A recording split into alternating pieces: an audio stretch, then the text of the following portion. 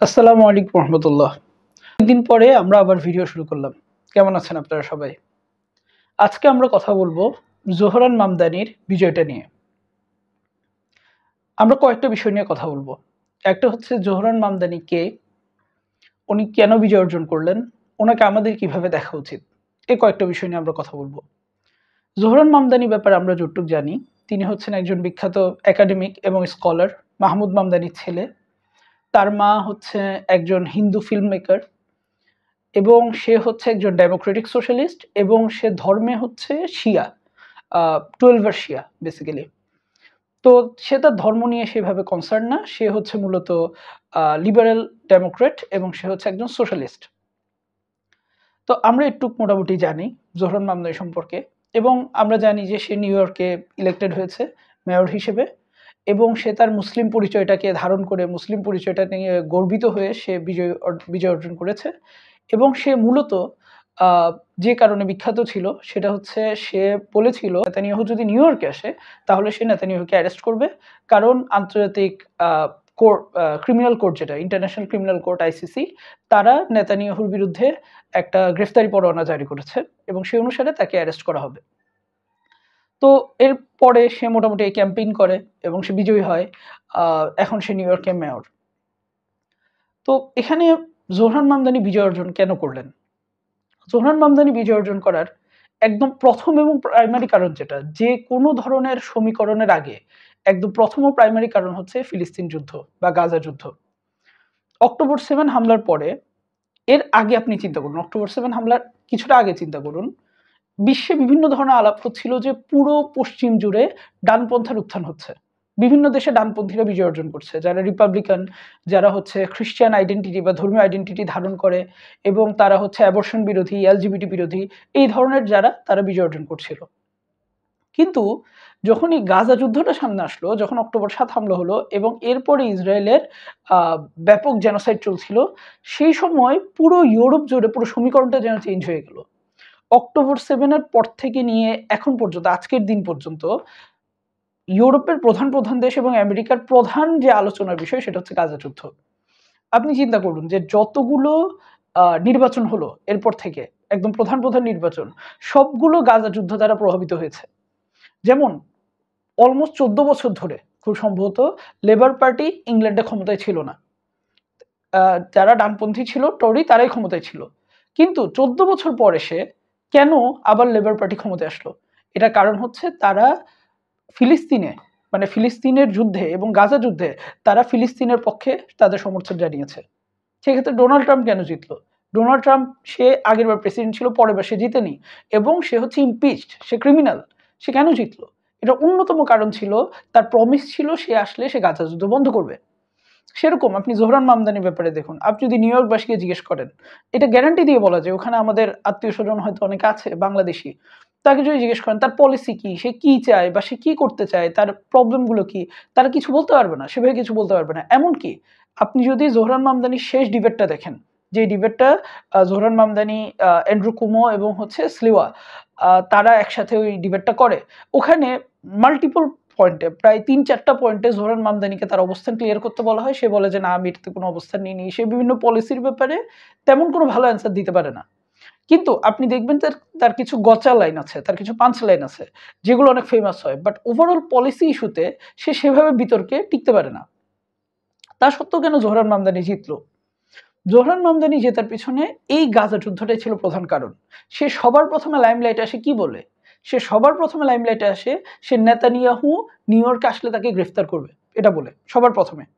এরপরে সে হচ্ছে যে ইসরায়েল গাজা ইস্যুতে চিন্তা করুন, ইসরায়েল গাজা ইস্যুতে সে বলে, যখন সবাইকে জিজ্ঞেস করা হচ্ছিল, সব ক্যান্ডিডেটকে জিজ্ঞেস করা হচ্ছিল যে আপনারা কোথায় যাবেন আপনারা নির্বাচিত হওয়ার পর, তারা সবাই বলছিল তারা সবার প্রথমে ইসরায়েলে যাবে, মানে কোন দেশ সফরে যাবেন, যে ইসরায়েলে যাবে, ইসরায়েলে ভ্রমণ করবে। কেউ মানে একজন খুব সম্ভবত বলছিল যে 4th ট্রিপ টু ইসরায়েল, আর বাকি সবাই বলছিল 1st ট্রিপ টু ইসরায়েল, মানে সবার প্রথমে তারা ইসরায়েলে যাবে।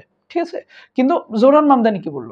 সে বলল যে আমি নিউ ইয়র্কেই থাকবো এবং নিউ ইয়র্কে আমি দরকার হলে আমার ইহুদি কমিউনিটি যারা আছে, সিনাগগে যাবো, এই যাবো, তাদের সাথে আমি যোগাযোগ রাখবো। বাট আমি নিউ ইয়র্কের মেয়র, আমি অন্য কোনো দেশে কেন যাবো, আমি নিউ ইয়র্কেই থাকবো।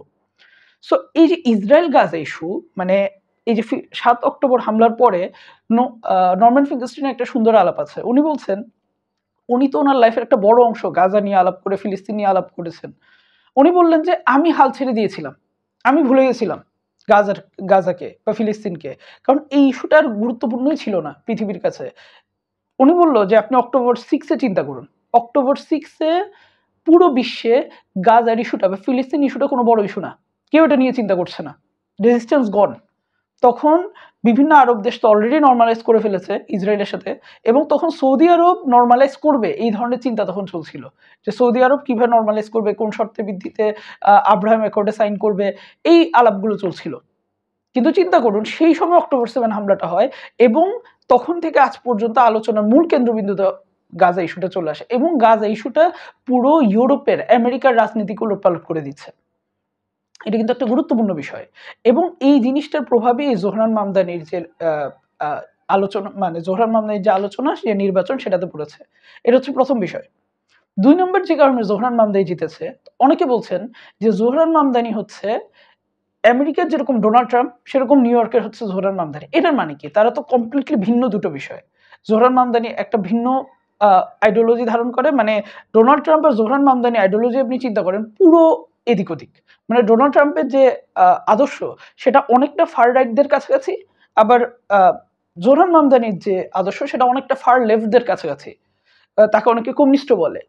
তো সেই দিক থেকে এদেরকে আমরা কিভাবে মিলাচ্ছি এই দিক থেকে দুইজনই আমেরিকার সোসাইটির যে প্রচন্ড অনৈক্য, ডিভাইসিভনেস, এবং যে তারা প্রচুর প্রান্তিক অবস্থানে চলে যাচ্ছে, সেটার একটা উদাহরণ।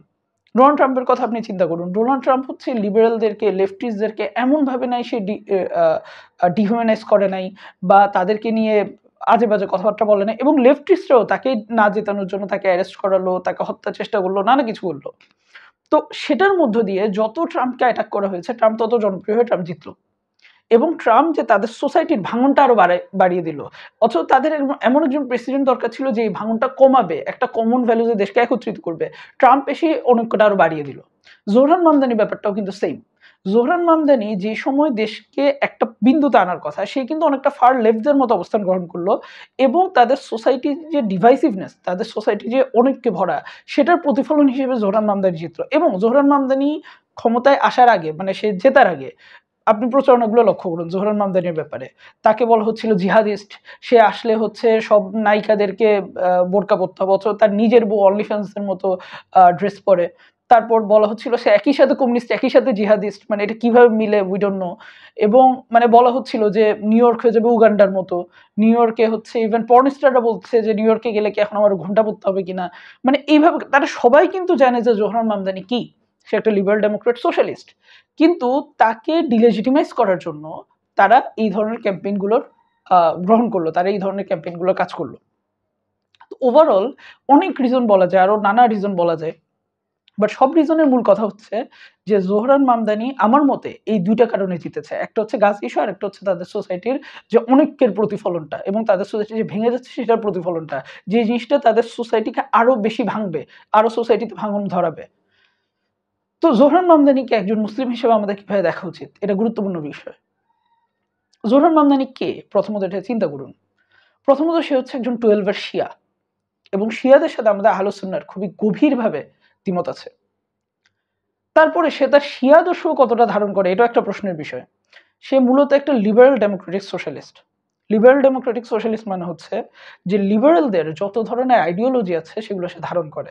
সে হচ্ছে সমকামিতার পক্ষে, সে হচ্ছে গর্ভপাতের পক্ষে, সে ইভেন লিবারেলদের যত ধরনের নষ্ট আইডিওলজি আছে সবগুলোর পক্ষে। এমনকি সে হচ্ছে পতিতাবৃত্তিকে, প্রস্টিটিউশনকে সে ডিক্রিমিনালাইজ করতে চায়, যে পতিতাবৃত্তি আর কোনো ক্রাইম হবে না। এমনকি তার সাথে যে এন্ড্রু কোমো ছিল, যে এন্ড্রু কোমো নিজেই ছিল লিবারেল, সে হচ্ছে ডেমোক্রেটিক পার্টির, সে পর্যন্ত এই পতিতাবৃত্তিকে মানে ডিনাউন্স করা বা ডিক্রিমিনালাইজ করা, সরি ডিনাউন্স না, ডিক্রিমিনালাইজ করা, এই জিনিসটাকে মানতে পারেনি।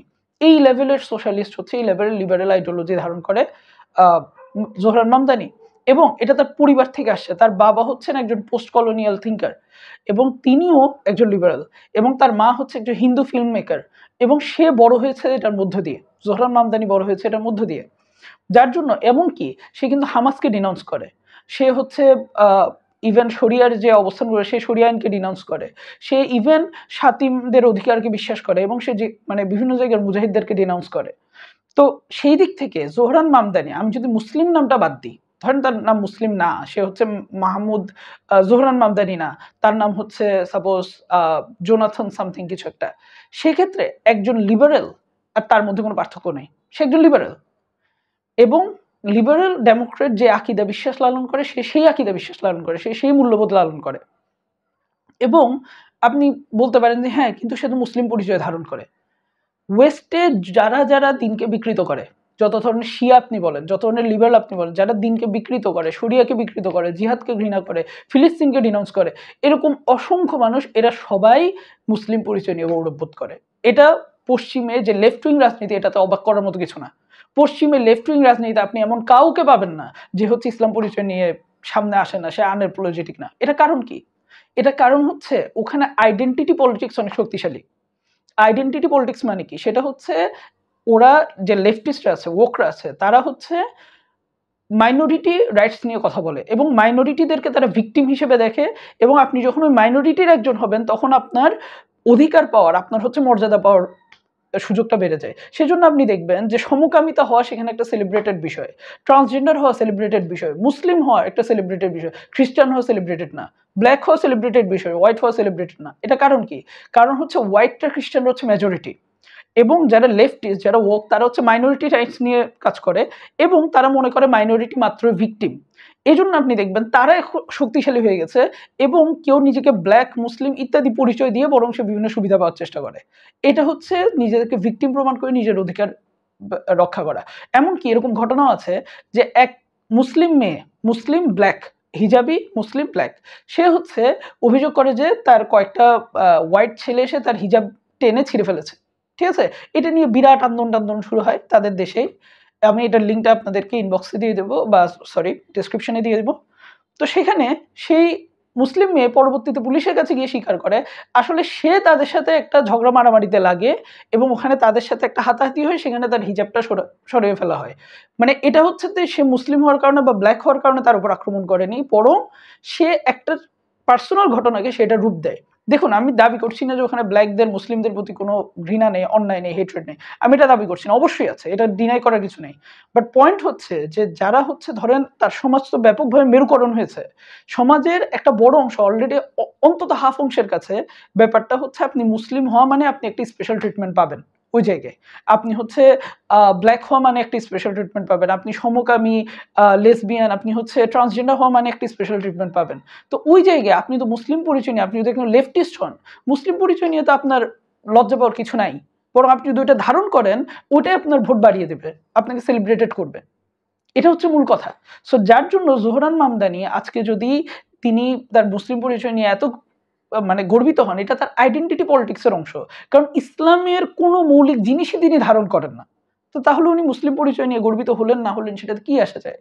একজন লোক যে ইসলামের মৌলিক জিনিসপত্রই ধারণ করে না, তার মধ্যে অনেকগুলো কুফর এবং রিদ্দায় ভর্তি, সেরকম একটা লোক যদি মুসলিম পরিচয় নিয়ে গর্ববোধ করে সেটা তো তামাশা। সে তো মুসলিম পরিচয় নিয়ে সেটাকে গর্ববোধ করার কথা বলে না। তো এই জিনিসটা আমাদের অনেক ভাইরা বোঝেন না, এই জন্য বলেন যে হ্যাঁ জোহরান মামদানির 100 জিনিস খারাপ হোক কিন্তু সে অনেক ইসলাম নিয়ে গর্বিত। না, সে ইসলাম নিয়ে গর্বিত কারণ এটা তার আইডেন্টিটি পলিটিক্সের অংশ। সে মাইনরিটি হলে সে হচ্ছে ওখানে সেলিব্রেটেড হয়, দ্যাটস ওয়াই সেই পরিচয়টা নিয়ে সামনে আসে, যেভাবে সমকামীরা আসে, ট্রান্সজেন্ডার আসে, ব্ল্যাকরা আসে।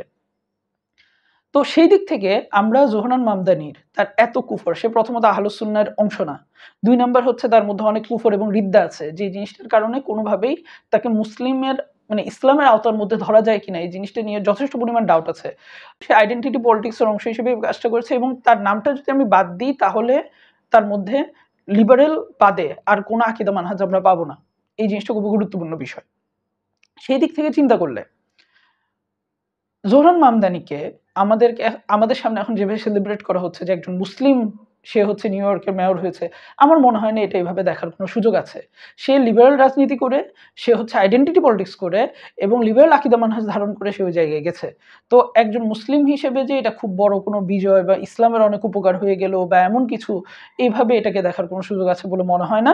এবং জোহরান মামদানিকে আমরা একজন ত্রাণকর্তা হিসেবে দেখা বা মুসলিমদের একটা রোল মডেল হিসেবে দেখার কোনো সুযোগ আছে বলে মনে হয় না। এবং এটার মাধ্যমে ইসলামের কি উপকার হলো, এই জিনিসটা আসলে যারা দাবি করেন তারা আসলে ক্লিয়ার করে বলতে পারেন না।